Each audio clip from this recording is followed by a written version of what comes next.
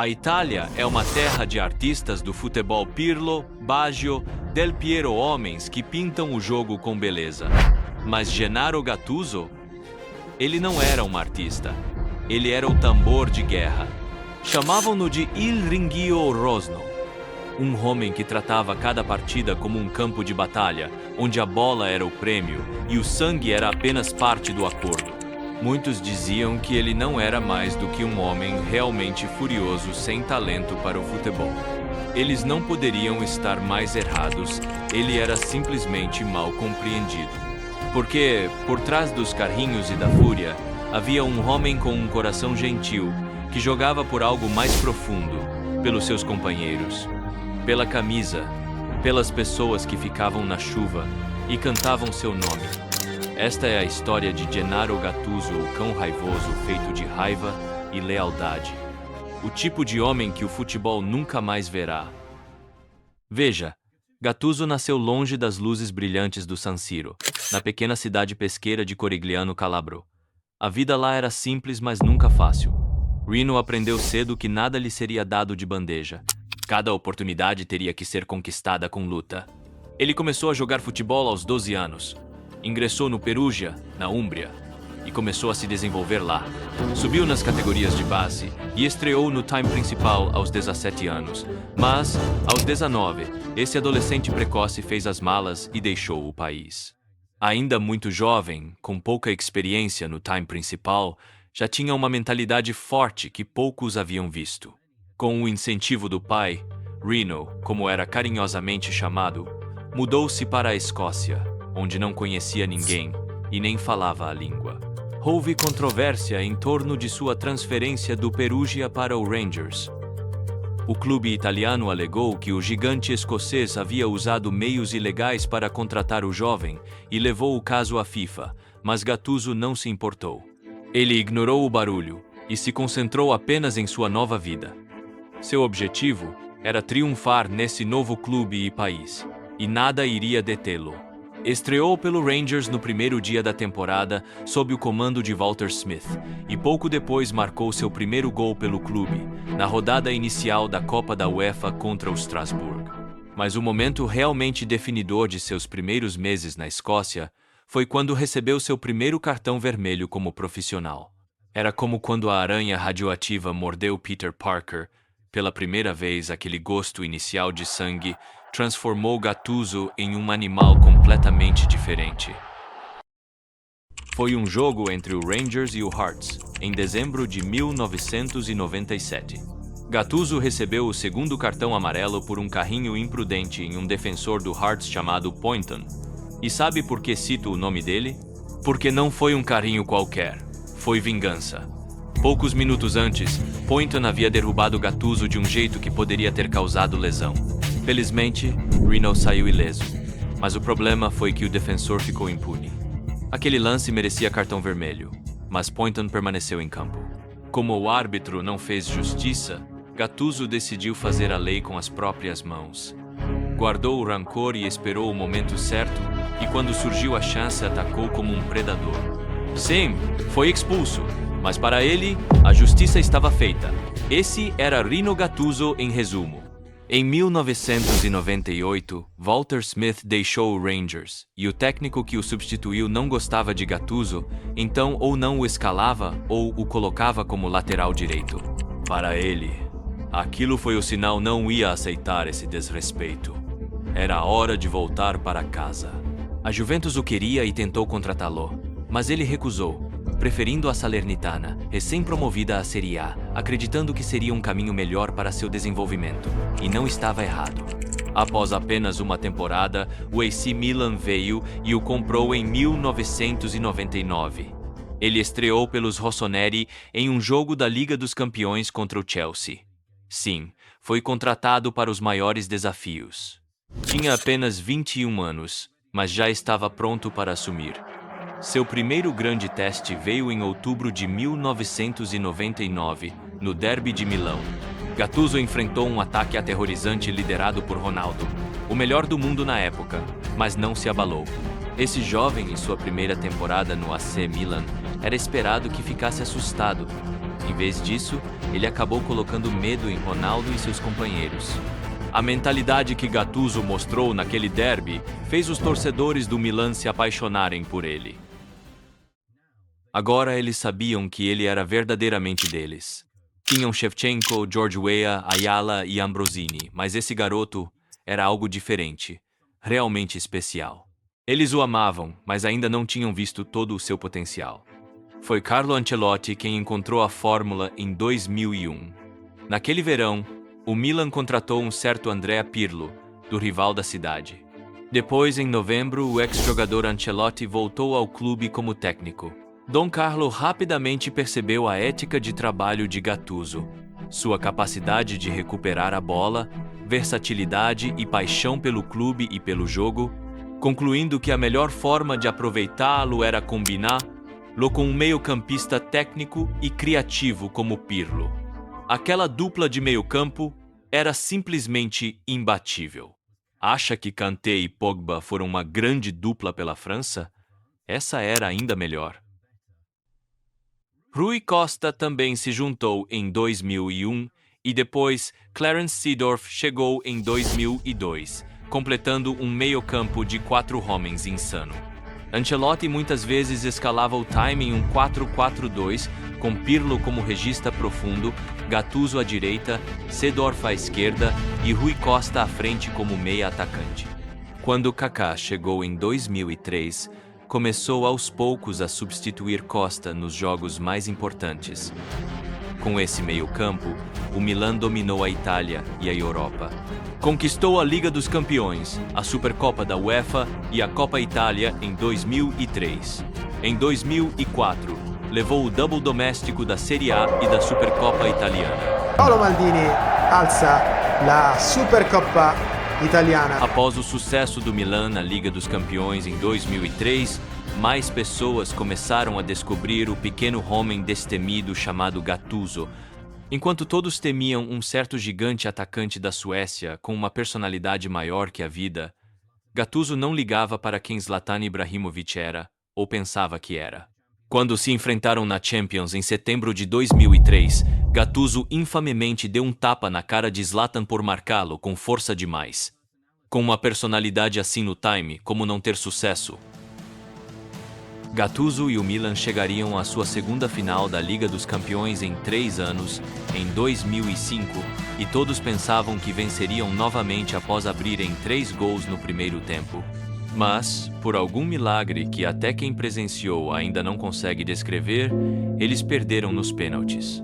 Gattuso sempre foi um homem que sabia guardar rancor e buscar vingança, e já como líder do Milan, fez questão de transmitir essa mentalidade a todo o vestiário. Como equipe, buscaram vingança por aquela derrota constrangedora no maior palco do futebol e conseguiram. Antes disso, porém, Rino tinha outra missão. Nessa época, já era um internacional consolidado pela Itália. Havia disputado as Olimpíadas de 2000 e a Copa do Mundo de 2002, onde fez apenas 2 aparições como substituto e viu seu time ser eliminado pela Coreia do Sul em um dos jogos mais controversos da competição. Ele também fez 2 aparições na Euro 2004, onde viu a Itália ser eliminada na primeira fase. Esse cara construiu sua carreira tijolo por tijolo e chegou a ser considerado um dos melhores do planeta em sua posição. Ele havia conquistado tudo no nível de clubes, mas nada disso importava para Gattuso se não pudesse fazer o mesmo por seu país. Ele valorizava cada oportunidade de representar sua nação e sonhava em tornar a Itália a seleção europeia mais bem-sucedida do futebol mundial. E por esse sonho, faria o maior sacrifício. Acredite em mim, você não vai acreditar no que foi esse sacrifício, mas vai descobrir em breve. Veja, a caminho da Copa do Mundo de 2006, a Itália estava longe de ser favorita. O fracasso nos 2 torneios anteriores, bem como a dominância de equipes como Brasil, Alemanha, França e Portugal, garantia que ninguém desse uma olhada na Itália. Mas eles tinham 2 coisas a seu favor: uma paixão incrível e uma química inquebrantável. Naquela época, Gattuso e Pirlo jogavam juntos há 5 anos tanto no clube quanto na seleção, então se entendiam muito bem. A configuração na Itália era muito semelhante à do Milan. uma formação 4-4-2, exceto que, dessa vez, Pirlo e Gattuso ficavam na base com Perrotta e Camoranesi nas laterais. Pirlo criaria e orquestraria, e Gattuso faria o trabalho sujo e a limpeza. Com essa configuração, a Itália passou com facilidade pela fase de grupos e seguiu para enfrentar a Austrália nas oitavas de final. Muitos pensavam que seria um jogo fácil, mas não foi bem assim. Os europeus tiveram que se esforçar e foi aí que Gattuso se destacou.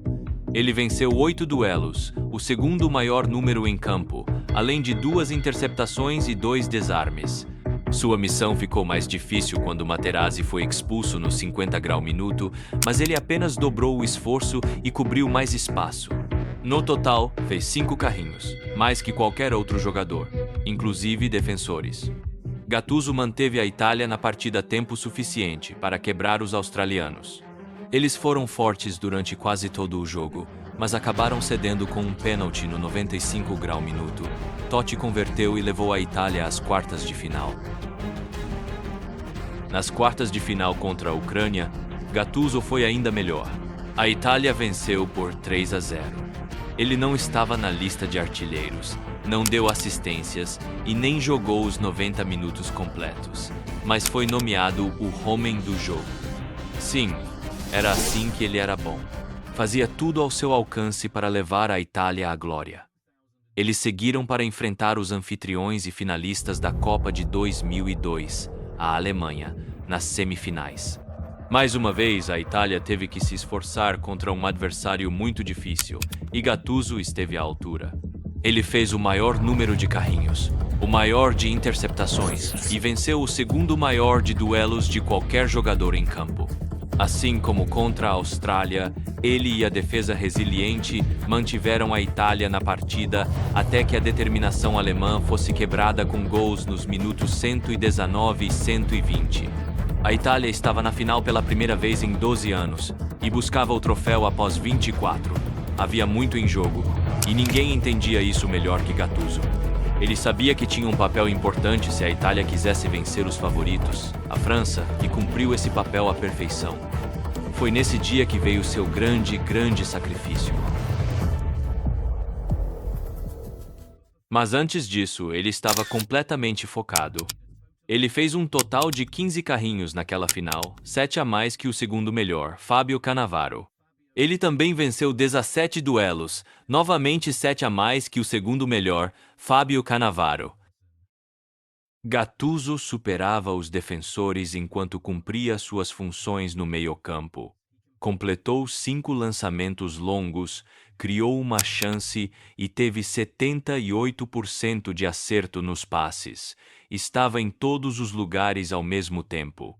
A França só marcou de pênalti, e após o empate da Itália, Gattuso e seus companheiros seguraram tudo até o fim.